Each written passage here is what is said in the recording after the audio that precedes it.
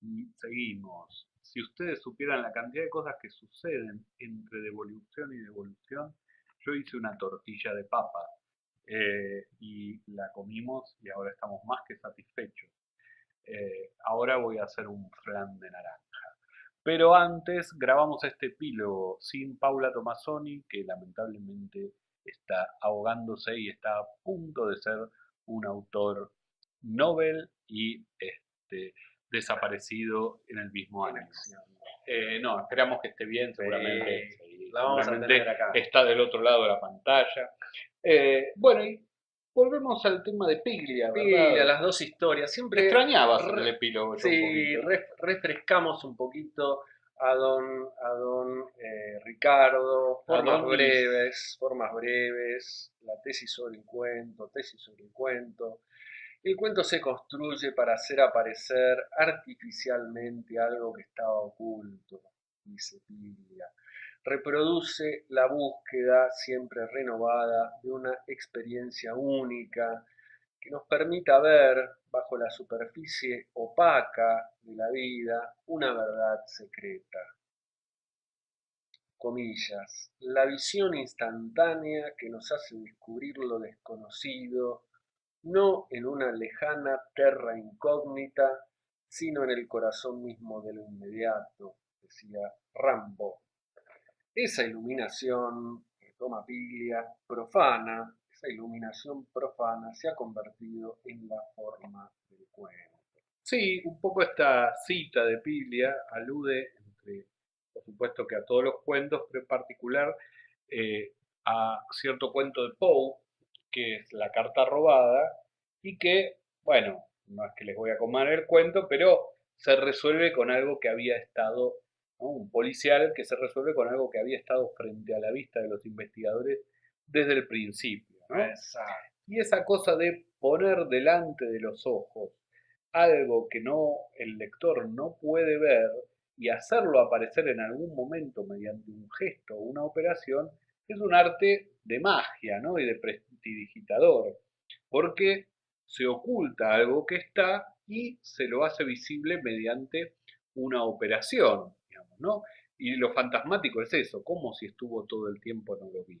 Bueno, porque hemos sido orientados a mirar otra cosa, ¿sí? Aun cuando eso que era la clave estaba delante nuestro.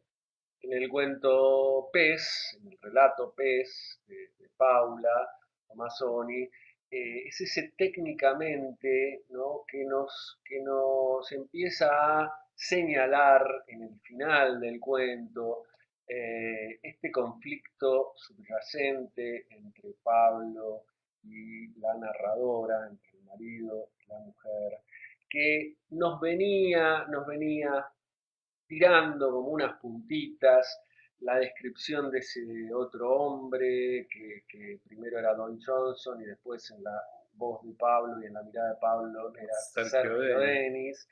Denis. Ese como mover el rulo con el cabello, con el dedo de ella, mientras está hablando con el tipo la escena de celos que le hace Pablo, Pablo.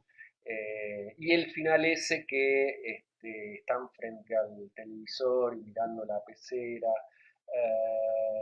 Entonces por ahí empezamos como lectores a vislumbrar esa otra historia, esa historia profunda, ese conflicto que estaba muy bien oculto a la vista de Sí, todos. ¿no? La cuestión de la incomunicación que eh, estaba siendo dicha incluso en la organización del cuento y que de alguna manera se juega no solamente en el plano entre esos dos personajes, sino como que está flotando todo el tiempo entre todos los personajes, no solamente en el matrimonio, ¿no? Y esa cuestión, ¿no? De la sorpresa, a veces en el cuento se confunde con la sorpresa de lo inesperado que llega al final, lo inesperado que cuadra, ¿no? Esa cosa inesperada que de repente dices, ah, sí, estuvo sucediendo. Bueno, esa sorpresa no tiene que ver tanto con el hecho de que llegue al final o con el hecho de que sea imprevisible, sino que, por el contrario, la sorpresa tiene que ver con que cómo no lo preví. y estaba ahí, ¿no? Esta cosa de la sorpresa de lo que era previsible y yo no vi, y no lo que simplemente irrumpe.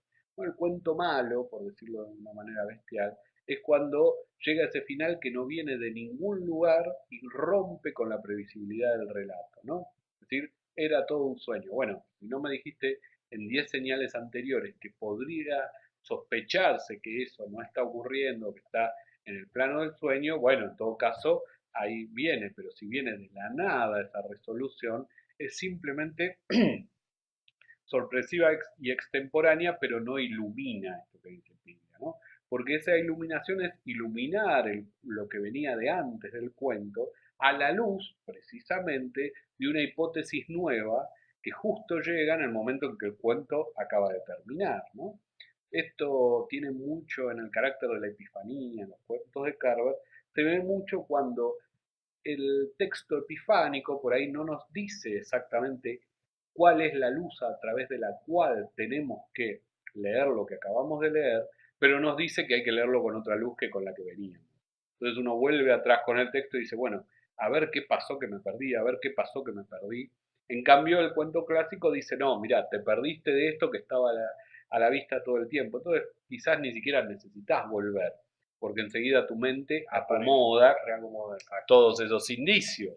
Pero en la Epifanía, como se mezquina esa clave de lectura segunda, apenas hay una insinuación de una ruptura y una cosa imprevisible que me hace decir, estuve leyendo esto con la clave equivocada. Esto, la gente que por ahí, digamos, sabe un poquito de literatura, hay veces que lo confunde con el final abierto, que es otra cosa. Porque el final abierto es algo que has generado, es producto de un relato que ha generado una expectativa que después no se resuelve. Acá algo se resuelve, solo que se resuelve algo que no era lo que la expectativa había creado, pero se ha resuelto otra cosa. Entonces el lector dice, soy yo el que se generó la expectativa equivocada. Bueno, ha sido el narrador, si fue eficaz, en generarnos una expectativa como para mirar al costado del verdadero punto de sutura del cuento. Así es.